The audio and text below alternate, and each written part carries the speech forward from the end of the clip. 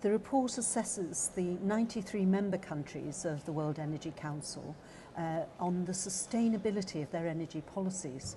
And sustainability is measured according to 3 dimensions: energy security, social equity, which encompasses affordability of energy and access to energy services, and environmental impact mitigation.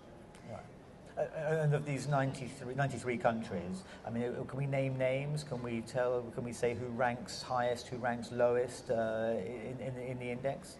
Sure, they're all published in the report. The top 3 are Sweden, Switzerland and Canada. And from that you'll see that they're very different countries. I mean, Canada is a net exporter of energy resources, but Sweden and Switzerland are net importers. What they have in common is they have balanced approaches to the 3 dimensions of energy sustainability, and they have a consistent approach to energy policy, particularly so in the case of Sweden, which has set long-term goals, and that's why Sweden is top. Countries who do well in the index tend to have a very settled approach to their policy. It tends to be easier for wealthy countries to be higher up the index because they have the legacy of investment in infrastructure and so on. And some developing countries struggle with things like getting access to energy services, or if they are developing fast in their economy, they struggle with providing full energy services, and they sometimes struggle with managing the environmental impact of energy use and production. I was going to say, it's perhaps no surprise that those 3 countries are ranked at the top of the table. Are there any examples of developing countries who have done particularly well that could perhaps be examples to other developing countries, developed countries perhaps? Yes, indeed.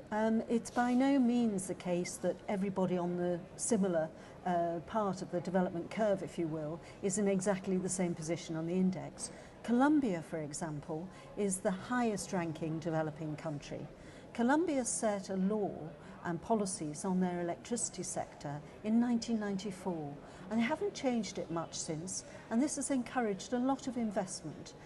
They've also got a very considered approach to their policy development. So that's a good example of a country that is trying to balance the 3 parts of the trilemma and doing well given their circumstances.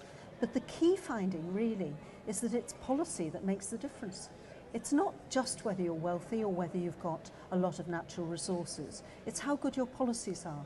And we've interviewed over 40 CEOs globally to ask them what they want from policymakers, and that's the message we get back. Very clear, consistent, strategic approach to energy policy that enables them to make investment decisions and to be confident that they'll get the return on investment over the life cycle of their projects. Okay, this is perhaps the time to name the country that came bottom, the 93rd in the list. So who came 93rd?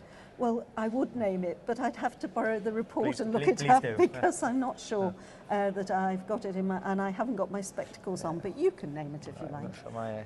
So. I see Ethiopia. Oh, down here. Okay, I see. Oh, 94. Senegal. Well, India, Senegal. It's yes. Pakistan, India, Senegal come bottom of the table. So, I mean, are there perhaps any mitigating circumstances, reasons why they might have come bottom of the list? I would say that particularly for economies which are growing fast, like India's, it's a great challenge to build out the energy infrastructure and provide access to energy for all of your people. And we know that there are 400 million people in India without access to electricity, for example. But then they've got some very active policies to try to address that at the moment. Right, so presumably the next time you publish a report like this, countries like India will rise up that table. If they successfully implement the policies in accordance with the goals that they've set, I'd expect to see them go up the table for the future. Although one thing I should mention is that the table's relative. So you not only have to maintain your performance to maintain your position, you have to improve your performance faster than other people are performing if you want to rise up the index. And one question I must ask you, on the front of this we talk about the World Energy Trilemma. Trilemma is a word I've not heard before. What does that mean? The trilemma is the difficulty of achieving really good progress on all the three different dimensions of sustainable energy performance. That is to say, energy security, social equity and environmental impact mitigation. All countries struggle to do well on all three indicators.